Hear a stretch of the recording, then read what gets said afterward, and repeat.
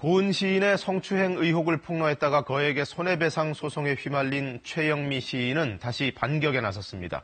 고은 시인에게 직접 성추행을 당했거나 목격을 했다는 여러 사례들을 입수해서 그 증언을 법원에 제출한 겁니다. 김소영 기자가 보도합니다.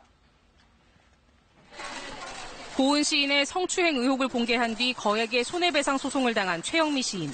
싸움이 시작됐으니 밥부터 먹어야겠다던 최 씨가 반격에 나섰습니다. 고은 시인의 성폭력을 목격하거나 직접 당했다는 제보 여러 건을 확보해 법원에 증거로 제출한 겁니다. 네, 그 여러 가지 경로를 통해서 제보가 들어왔어요. 제게 직접 전화해 주신 분도 있고 찾아내서 연락한 것도 있고. 2005년 말 특강 뒤풀이 자리에서 성적 발언을 듣고 성추행을 당했다는 한 여성은 최영미 시인을 직접 찾아가 피해 사실을 고백했습니다. 재판에서도 증언하겠다고 했습니다. 엄마 소리를 다 하는 거예요. 그리고 내렸는데 붙잡으려고 안으려고 나는 도망을 가고.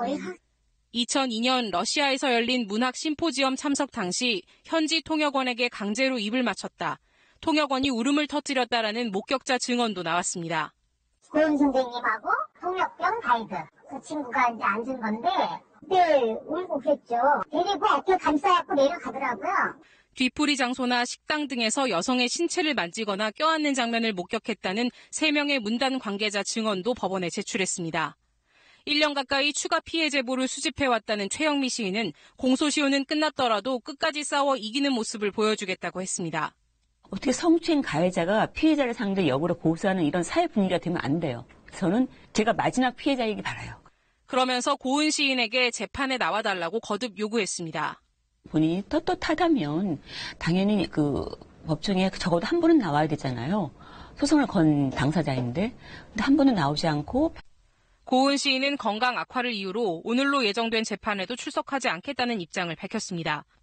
변호인 측은 최영미 시인이 제출했다는 증거는 재판 중인 사건과 아무런 관련이 없다면서 재판에서 쟁점으로 다뤄질 가능성도 없을 거라고 일축했습니다. KBS 뉴스 김소영입니다.